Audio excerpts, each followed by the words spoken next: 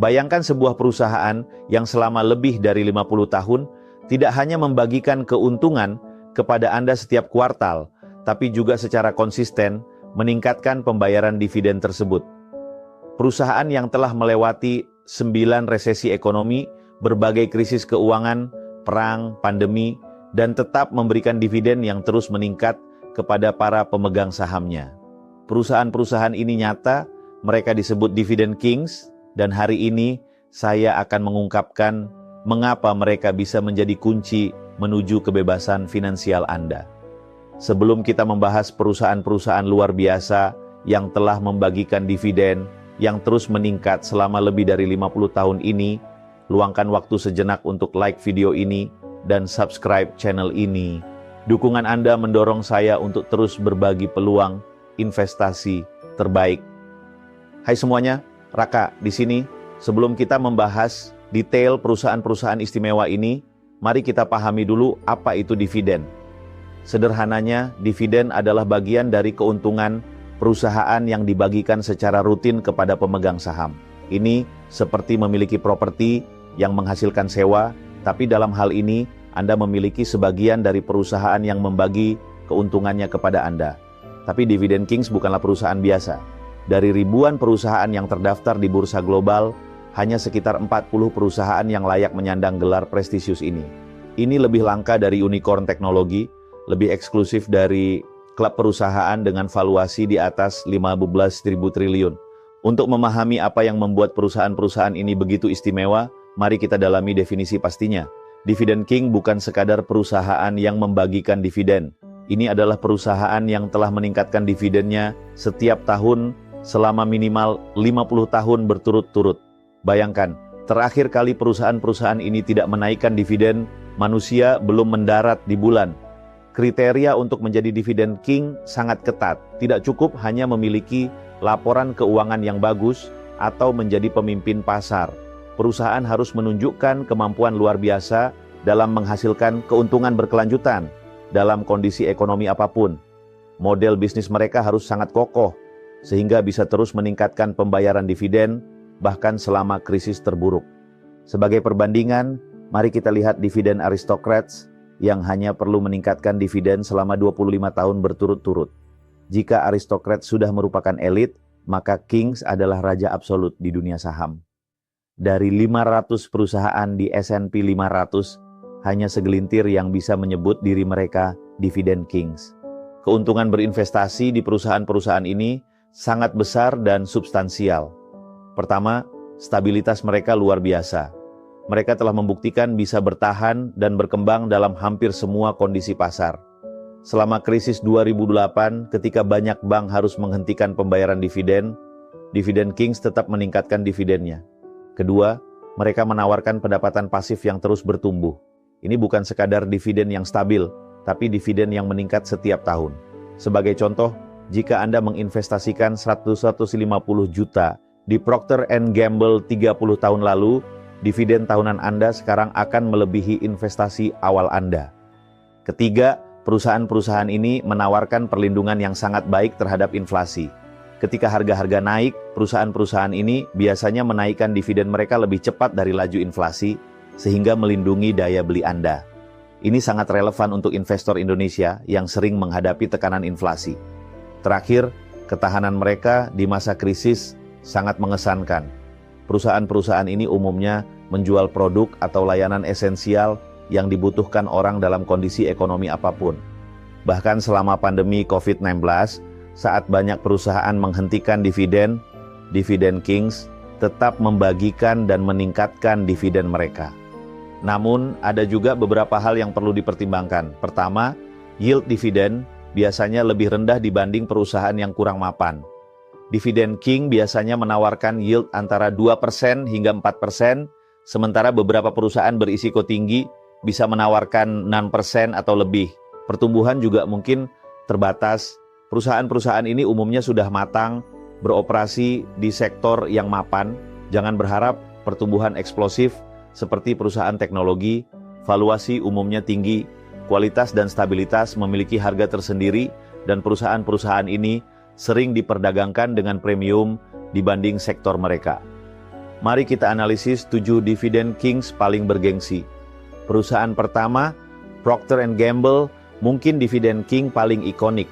Bayangkan perusahaan yang begitu hadir dalam kehidupan sehari-hari Anda, sehingga Anda mungkin menggunakan puluhan produknya setiap hari tanpa menyadarinya.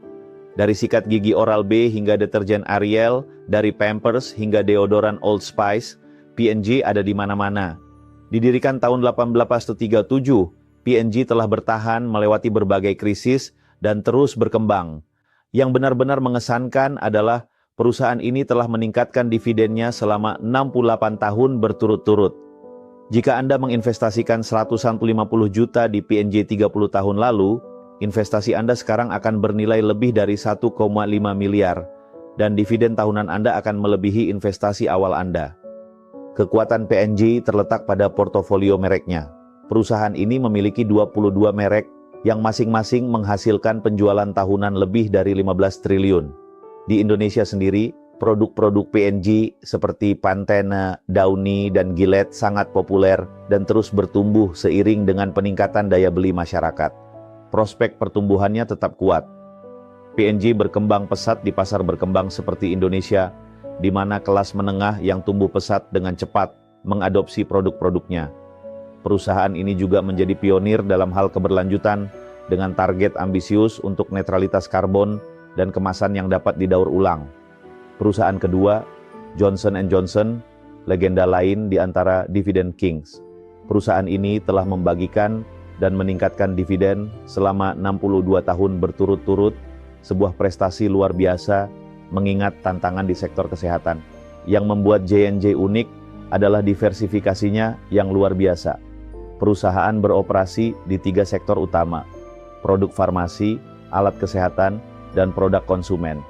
Di Indonesia, produk J&J seperti Johnson's Baby, Band-Aid, dan Neutrogena sudah menjadi bagian dari kehidupan sehari-hari masyarakat.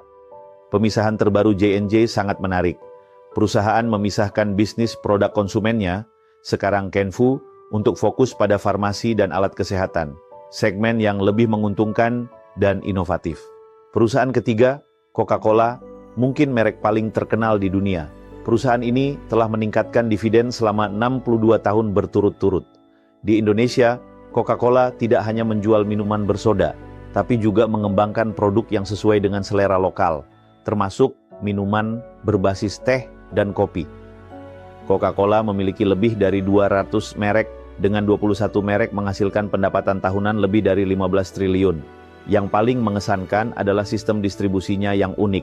2 miliar minuman Coca-Cola dikonsumsi setiap hari di lebih dari 200 negara, termasuk di daerah-daerah terpencil Indonesia. Perusahaan keempat, Lowe's Companies. Dalam sektor retail yang penuh tantangan, Lowe's membuktikan keunggulannya dengan 50 tahun peningkatan dividen berturut-turut.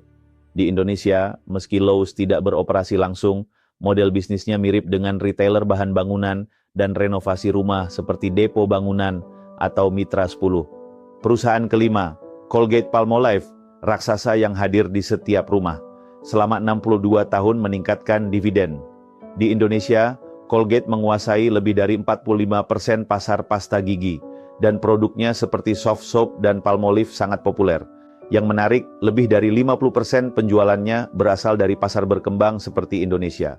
Perusahaan keenam, Hormel Foods, pemain utama industri makanan dengan 58 tahun peningkatan dividen.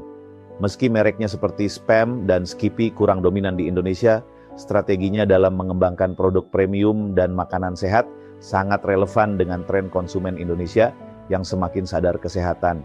Perusahaan ketujuh, Cincinnati Financial, perusahaan asuransi dengan rekor 64 tahun peningkatan dividen. Meski tidak beroperasi di Indonesia, modelnya bisa menjadi pelajaran bagi investor yang tertarik pada sektor asuransi di BEI seperti Prudential atau AIA. Jadi, bagaimana cara berinvestasi dalam dividen kings ini? Berikut beberapa tips praktis untuk investor Indonesia. Pertama, untuk investor Indonesia, akses ke dividen kings bisa melalui sekuritas yang menyediakan perdagangan saham internasional atau melalui ETF global yang terdaftar di BEI. Pastikan memahami biaya transaksi dan perpajakan internasional.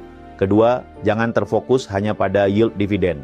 Dividen 2-3% yang terus meningkat selama 50 tahun lebih baik daripada yield 6-7% yang berisiko dipotong saat krisis. Ketiga, diversifikasi sangat penting. Kombinasikan 3-5 dividend kings dari sektor berbeda. Misalnya, P&G untuk consumer goods, Johnson & Johnson untuk kesehatan, dan perusahaan finansial untuk keseimbangan. Keempat, ini investasi jangka panjang, minimal 10-15 tahun. Tujuannya menciptakan arus pendapatan yang terus bertumbuh. Kelima, perhatikan waktu pembelian. Perusahaan-perusahaan ini sering dinilai premium. Manfaatkan koreksi pasar untuk membangun posisi. Untuk investor Indonesia, pertimbangkan juga risiko nilai tukar rupiah, biaya transfer internasional, pelaporan pajak untuk dividen luar negeri, diversifikasi dengan saham dividen growth lokal di BEI. Kesimpulannya, Dividend Kings menawarkan cara solid membangun kekayaan jangka panjang. Seperti kata Warren Buffett, waktu adalah teman bagi perusahaan luar biasa dan musuh bagi perusahaan biasa-biasa saja.